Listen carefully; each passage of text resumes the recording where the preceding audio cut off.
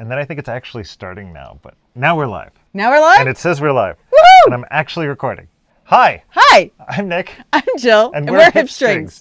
And you actually are Jill. I am Jill. You didn't watch the videos yet. No, I haven't. Gab, when they introduced themselves the first time, they said, I'm not Jill. So this is Jill. Jill is back. Welcome back. Yay. You were sorely missed. But Gab was pretty awesome. I can't wait for you to see it. I can't wait to look at the YouTubes. So welcome to day 6 of the 2023 Base 12 Spinalong. Day 6 is halfway, right? Yep. So once we're done with this, I got to change bobbins. Yep. Which it Me doesn't too. seem like I'm very full on this bobbin, but so be it. Well, it's a big bobbin. It can hold like 8 ounces. It is a big bobbin. And I realized that we haven't been showing off our coloring work. See, and what we've been doing. I am caught up, even though I wasn't here. And so my bag is filled in too. And I did show off the fiber from number 5, even though I didn't roll it. So I threw your fiber key over here very That's a emphatically. 6, right? Not a 9? I think that's a 6. Okay. You're the one that packed it, shouldn't you know? Here's your card. Okay. Number 6. Oh. You know what I rolled? A 6? A 5. Oh. You're so behind the times, Nick. Yep. Okay, so you talk about 6. So this is 6. It's a hand-carded bat. This is called Torres del Pan. Right? I said that right? Torres del Pan? Yeah. Okay, that's one I don't know anything about. So Torres del Pan is this national park in Chile in the very south part. Okay. That's almost Antarctica. Okay. It has this very drastic landscape, very tall, dramatic mountains. And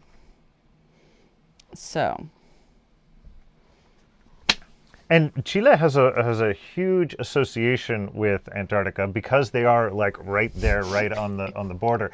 So what's funny is I've been in the times that I've been to Chile, you watch the weather report. They will report on the weather in Antarctica, which is fascinating because it's not like people regularly travel there or anything. Right, but it's a little, we know this is international territory, but really, A little bit close to us. Right? So this hand-carded bat is 60% merino wool, 10% Manx cotton wool, 10% tencel, 10% tussa silk, and 10% mulberry silk.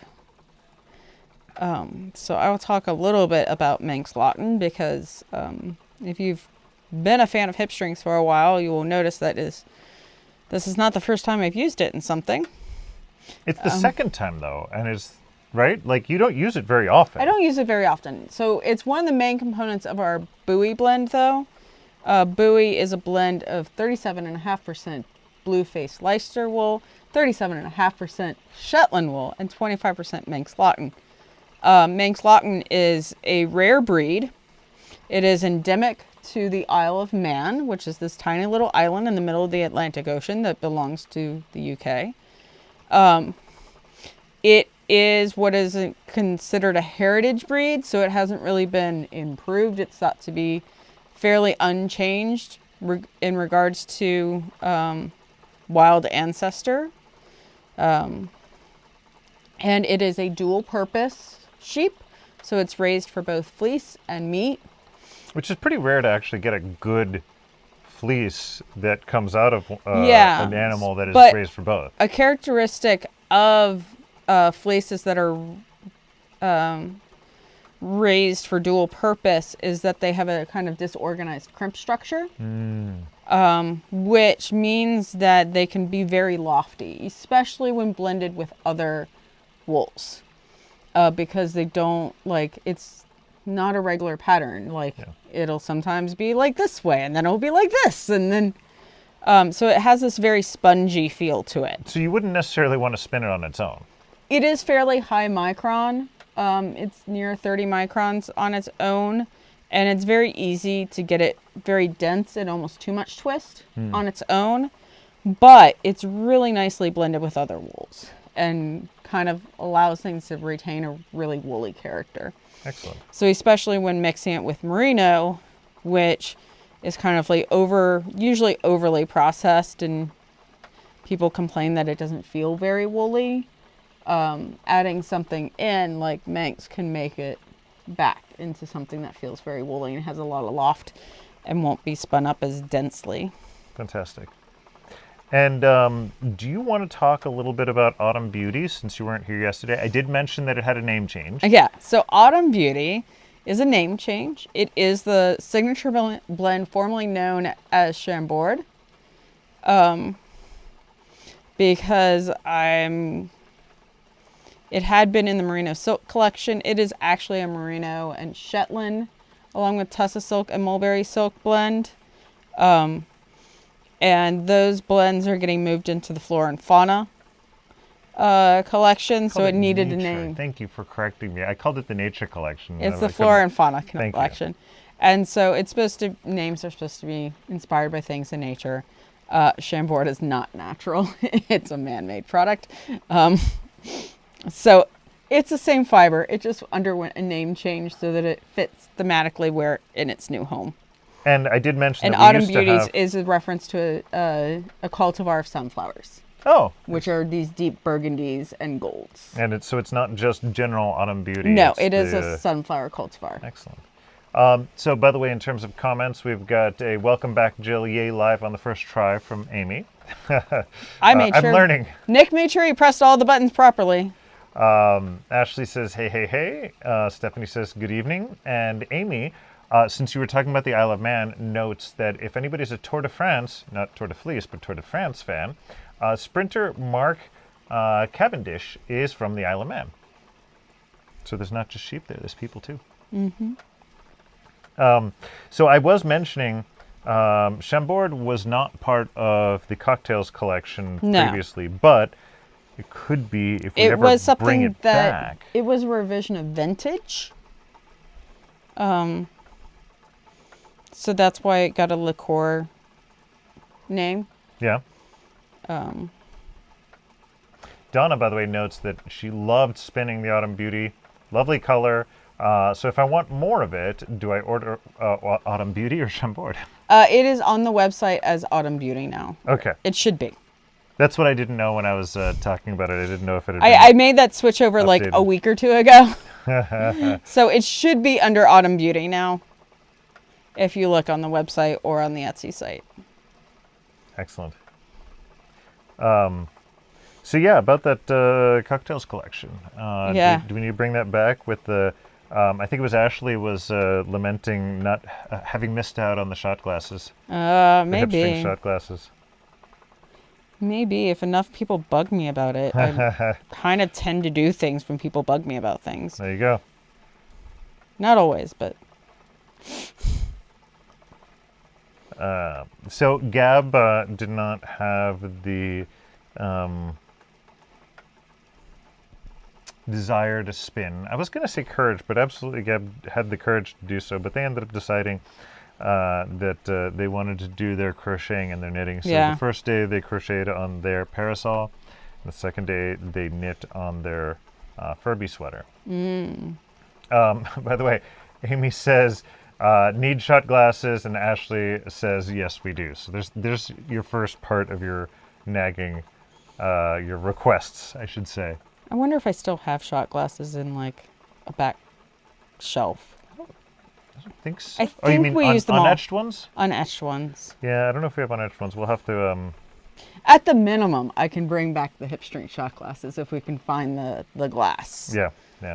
If we can find a source for the glass again. That was a bit of a search. And that was, we actually did make them ourselves. I mean, we didn't make the glass, but we etched them ourselves. So it's not like we went out and bought a big stack of them. Because we like playing life a little bit on hard mode and just making everything. I mean, if you've got a laser, you want to use it, right? Yes. So anyways, though, I was talking about Gab was knitting their Furby sweater. And it was good that you reminded me of where the sweater I'm currently wearing was in our stash. Because it's the same yarn. It's the same yarn. Connections. So, yeah. So what are you wearing today? I am wearing, and I remember this now. I actually looked it up beforehand. Gola by Laura Nelkin. I was going to say Nora Lelkin. By Nora. By Laura Nelkin. I'm so sorry.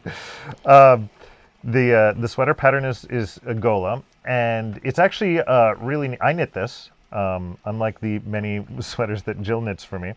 What really fascinated me about it is the fact that it's not knit top down or bottom up. It's knit left right, and so the way that this ended up using the double major in a fascinating way because the gradient goes across the body. I used actually one skein for the front and one skein for the back, and I think it came out with a pretty neat effect. And the rest was gifted, which was an now discontinued Hipstring Superwash Merino that knit up at the same gauge as double major. It has been abandoned for just offering Targi Sport. Yeah, and we couldn't remember. Actually, I couldn't remember. Gab was saying that they thought that the base for double major is Targi. Yes, it's Yeah. superwash Targi and 90% superwash Targi and 10% nylon. Perfect. A 4-ply yarn. So But- Gab's paying attention. It's nice because it also won't. Targi is one of those wools that will knit up at multiple gauges because it's so springy. And so you can knit it at sock weight for at sport weight sock, like 6 stitches to the inch for a sock, but you can also knit it for a sweater at 5.5 stitches to the inch. So a lot of sweater patterns are written for DK yarn at 5.5 stitches to the inch, and you can substitute Targi Sport or double major at that gauge. Fantastic. By the way, Ashley is asking if today's fiber, the bat, is it in the shop because she needs more of it? Well, I've already gotten one request from somebody who wants bats of this. I do usually make the bats available made to order as well as the dyed. I can't get my hands on any more of the Rambouillet silk right now, but I could dye it on my other bases. The best way for the hand dyed is just to contact me. The bats, I'm going to put them up in the shop as made to order options after when the shop reopens in January. So the shop will close for a couple of days so I can do inventory at the beginning of January, but probably it'll be reopened by January 5th and I'll have the bats up then as a made to order option. And that will last all year. Excellent. By the way, Donna notes you can never have too many shot glasses, so there's a third vote there. Okay, I guess we need to make a run of hipstring shot glasses. Jean says, I got on late and missed the content of day 6. I enjoy spinning fiber I've never heard of. I'm a bit of a new spinner. So, as a reminder, day 6 is a Merino Manx. it's a bat. It's a bat. It's a handmade bat. Merino Manx Lawton, which is a rare breed. It's a natural cinnamon color, which I didn't mention before. It only comes in one color, and that's why, like, Bowie Bone is undyed. It has white BFL, white Shetland, but it has the cinnamon colored Manx, and that gives it its kind of oatmeal color. And this particular bat is called Torres del Paine. You do those double Paine? R's so much better than me. I don't know if it's Paine or Pine. I don't know. But yeah, I've got the whole thing. Yeah. And yeah, so it'll be up in the shop in the new year. In January, yes. And by the way, Diane says, no, it's 4 morning shot glasses. Okay. I will put those on the list to have at Maryland. Nice. We'll have our little bit of backstock of sweary stitch markers and shot glasses, Yes. like subversive fiber arts items. Yeah. And Jean notes, by the way, that she loves the cinnamon color and thanks for making it. Yeah. Good neutrals are always good to have in the stash. It goes so well with other things, hence Yep. the neutral aspect. All right. So what are you wearing, by the way? We talked about my I am sweater. wearing yet another Carbeth. by Kate Davies. I think you like that pattern, huh? I've knit 3 of them. So this now the second one you've seen. This is a stash buster of hand spun held together with first run buoy decay. So there's a couple of things to cover there then. Why do you have so many of these? Do you like the fit? Do you like the pattern? Do you like the knit? Do you like how it looks? It's a fast knit because it's bulky. It's DK held double. Mm-hmm. So like it's knitting on like size 10 needles, which is something I never do. It's like 3 stitches the inch. So I can make one of these up in a couple weeks. I like the fit. It works with my wardrobe. Because it's a bulky, it is very warm and I can wear it instead of a coat, and it's a lot more comfortable than a coat for me. You haven't put on a coat yet this winter. I have my purple wool coat. That's true. But I try to avoid coats. I don't like how my shoulder moves while I'm driving. A sweater is much more comfortable. Yep. So yeah.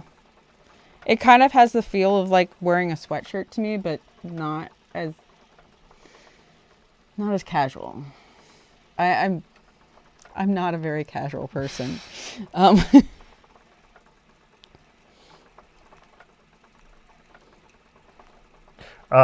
So the other obvious comment and question that goes along with that is knitting a sweater with hand spun? Knitting a sweater with hand spun and a commercially spun yarn, you can do that? Oh my gosh. You can combine them? There was a couple years ago, somebody in one of the spinning groups adamantly declared that you cannot combine hand spun yarn with mill spun yarn for a sweater. Well, clearly proof in the pudding. That hand spun it'll stretch and grow differently than mill spun. And so it'll look bad. At which point I messaged all my friends who I know combine mill spun and hand spun all the time and be like, yeah, our sweaters are totally falling apart, right? And they look like crap. Nope. No, I'm like, if you can match grist and ply structure, you can totally combine hand spun with mill spun. Well, so this is the thing, right? We get into now we're getting into our new terminology segment of the yes. So podcast. Grist, I said the word. What is grist? Grist is basically the density of your yarn. It's yards per pound. And so it's basically how much, along with wraps per inch, it tells you kind of like how dense your yarn is, how much space it's going to take up. And if you have similar fiber content and you have a similar wraps per inch and a similar grist, that often means that you also have a similar amount of twist in the yarn. Mm-hmm. So it's more commonly known amongst weavers. Julie Marino talks about grist a lot, but it is kind of really key for yarn substitution. Or combining yarns and the same thing.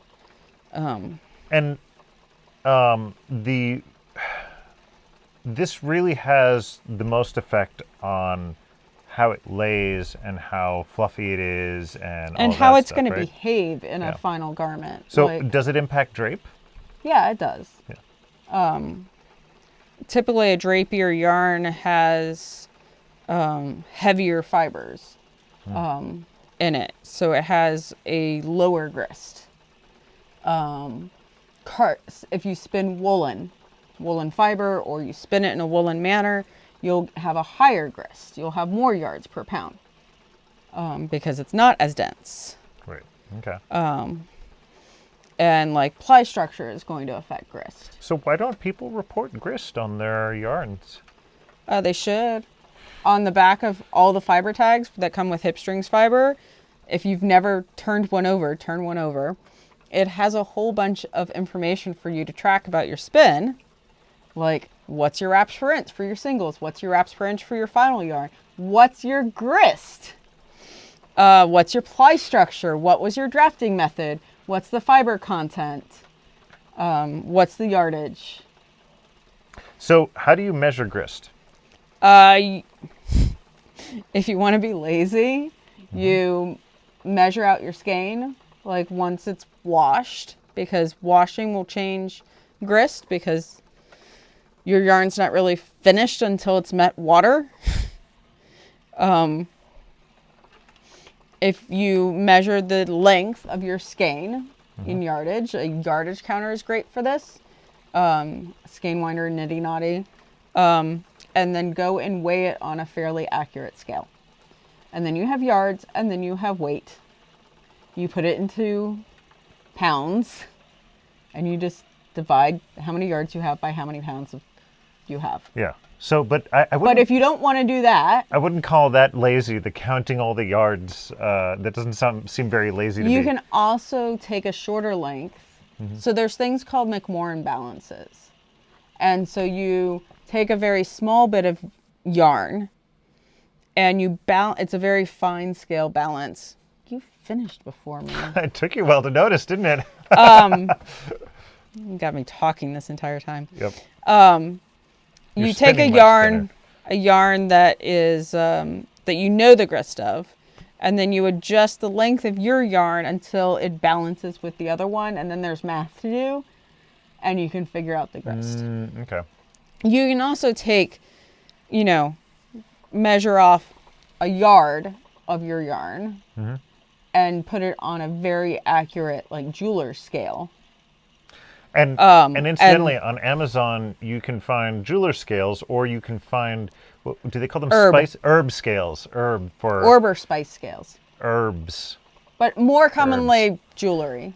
Jewels. But the herb scales are pretty cheap. Right, but you need accuracy into the thousandths of an ounce. Yeah. So that's not going to be as accurate as, like, averaging over your entire skein. But if you just want to sample a bit. Yeah. If you have some mill spun that you want to match your skein, you can figure out the grist from the yarn label.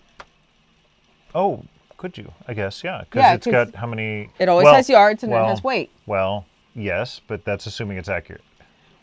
That's what the grist should be from the mill. Yeah. The mill provides that information. Yeah. Your individual skein might be off a little bit on yardage or off a little bit on weight, but the grist should match what the mill is telling you to put on the label. Now, one more nuance there. Yarn does change weight depending on the season because of the humidity, right? Yes, wool can absorb up to 30% of its weight without feeling damp. So how does that impact? It'll certainly impact the grist measurement. Yes, does that it will. impact the actual grist? I don't know. So I guess it doesn't matter if you're matching grist, Like, so long as grist, you have... You have to be like... You can be in the same neighborhood plus or minus 100 yards per pound. Okay. So when you're matching grist, you don't need to be like dead on the same. No. Okay. Like, and one thing I'll do when I'm spinning for like sweaters, a quick check to check consistency is like all my skeins, I'll figure out grist for each of the skeins and make sure that they're kind of in the same neighborhood. So plus or minus, you're saying 100? Depending on the grist? Yarn. Okay. If your grist is about a like percentage? 400, it shouldn't be. Well, like, what about a percentage? Like let's say 25%? Yeah, not 25%. I'd probably say in the neighborhood of 10 to 20. 10 to 20%? Okay. But yeah, probably more around 10%. Grist is usually a pretty big number. Okay. Cool. All right, we've dug down and beaten that one quite well. I mean, you didn't know you were going to get a mini class in here, did you? Okay. I think, the other thing I was going to say is so long as you're measuring the grist of the yarn at the same time that's been acclimated to the same environment, right? You don't have one yarn in a bag with desiccant and the other one that's been sitting out for a week, right? Yeah. Like for mills, they should keep their mill at its same relative Well, yeah, humidity but year round. when you're trying to compare your hand spun with a Right. mill spun, Right. you want to make sure that they've been sitting in the same room for at least a couple of days, But right? man, I have had wool that I measured out, skeins I measured out in the summer. That then I measure. They were 4-ounce skeins in the summer, and then you measure them in the winter, and they're 3.9 or 3.8, and it's like, oh my god, I screwed up. And it's like, no, that was just water. You can only sell it in the summer now. Yes. So Stephanie, by the way, asks, does So buy grist... fluff in the winter time because you're getting more fluff for your money if they're measuring it out in the winter. There you go. Does grist... There's something related to gasoline on that as well, but Stephanie asks, does grist measurement have to be in ounces or can you use grams? It's in pounds. So, yeah, you have to convert It's everything into imperial, pounds. sorry. And since it is a ratio of length per weight. Yes, you could, as long as Could you you do keep meters your per unit. gram? If you want to keep your units the same, you can. It's just a ratio of weight to. Yeah, so you could do meters per gram. I mean, I guess it would be better if it was mass to. I don't even Length get started to there. mass. Don't even get started there. And I apologize. I skipped over a comment from Paula that says, Torres de Paine, beautiful name and beautiful place. I wish we could go there. One of our goals It's is to bucket. go, It's on the bucket list. It's on the bucket list is to go down there. There's a couple of cruises you've looked at that are down in that area. Yeah. But yeah. Okay. There's gonna be something else. I know I don't know, man. You got to carry the show now. All right. I did have some notes, but I used up most of them with Gab. One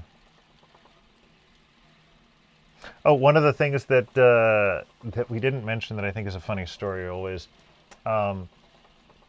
Technically, I think it's safe to say that Gab actually already has a PhD.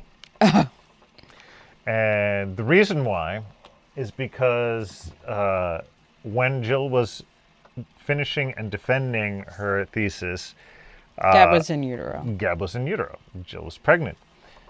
So We almost gave them the initials of PhD, yeah, but we couldn't figure out a good P name. yeah. I mean, it could have been Patricia, but No. okay. A good. Oh my God! I'm so sorry if to any anybody's name is Patricias out Patricia. It's just, there. Jill has feelings. I have feelings. All right. So anyway, the but now they're GLD, which doesn't do anything. But there's a story about all They're of our kids' glad. initials. Kind of. But yeah, so we always joke around saying that Gab has a PhD because Jill received her PhD when the entirety of her body included Gabriella. So theoretically, the entirety of Jill's body had the PhD. I Therefore, disagree. when you split the two parts No. apart, there's two No. PhDs in there, right? No. No? No. Okay.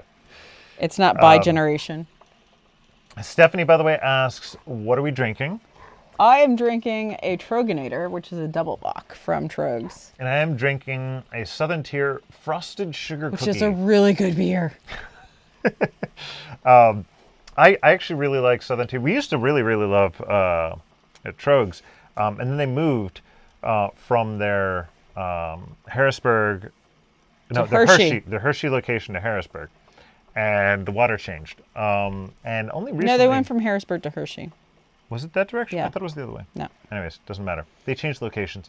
Water changed. Didn't like their new water. But I haven't tried them But all the that new much. stuff is The new stuff both is much been better. better. They might have filtered or something. And then what's the fiber behind us? Well, this is the what a great advertisement opportunity. So I talked about these over the past couple of days, but if you're joining us, I've got to make sure I balance this stack. These are previews for the Sweets Off the Wheel spin-along. So the first Which is the set, light spin along. this is Moonlight, Yes. which is dyed on buoy. Targi bamboo silk Yep, and Cormo thank you. wool. And then, let me see if I can get this stack. Oh God, they're falling everywhere. Ah, not my beer. Okay, we're safe. And then this one is Toadstool Dance. I've got them in the order of Figure it out, Nick. You can do it. Cormo, Turkey Bamboo Silk, and Bowie. Yep. I can definitely recognize those the are Turkey Bamboo available Silk for and the pre-order Bowie. now. The pre-order will last through January 7th, and all the fiber will ship by February 1st. I'm going to be dying as I go, so just give me some time to catch up with orders. And Stephanie has a new name for it, Toadstool Prance. Now I'm just going to be even more confused about the name. If you go to the listing on the Hipstrings site, it's only on hipstrings.com. It's not on Etsy. I don't do pre-orders through Etsy. But you can see the artwork that inspired the colorways. Yeah, there's some pretty cool, and you can understand why I was so confused about the Toadstool Dance versus Toadstool Dance, because it's a bunch of toads dancing around a fire. Yes. So, I mean, I think both work. But yeah, no, it's they're beautiful yarns, beautiful fibers. I'm sure they'll make wonderful yarns, is what I meant to say. Two people saying Southern Tier is great. Amy's saying that it's near their cottage. Actually, we got a Southern Tier brewery here in Pittsburgh, in downtown as well. They actually do some of the brewing here, which is great. Beer's best when it doesn't have to travel very far. And then Hollis is asking if I'm following the vote in Chile on their Constitution Day. I actually didn't know they were voting today as well, but I've been generally following some of the stuff that they've been doing, and I think it's absolutely fascinating.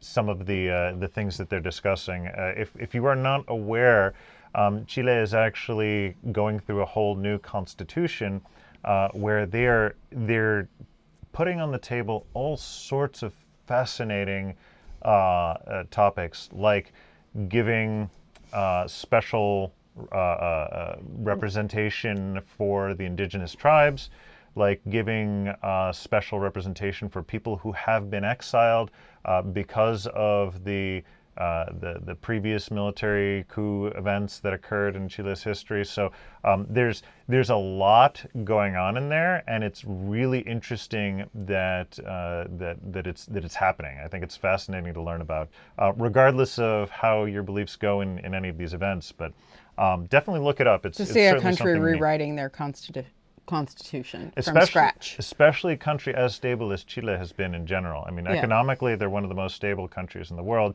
and it's a really interesting thing to be happening at our time. Definitely the most in South America. Yeah. So with that moderately somber but also kind of positive note, I will switch gears rather dramatically to a dad joke. So what kind of stories do cows tell at bedtime? Dairy tales. Yeah, they don't like scary stories because they're cowards. Cowards. All right. Thank you. You're welcome. Thank you for joining us tonight. Thank you. If you are doing a two-ply, remember, get another bobbin ready. We need to remember to get another bobbin ready because you will be on a new bobbin tomorrow. And we will see you then. Have a good night. See you.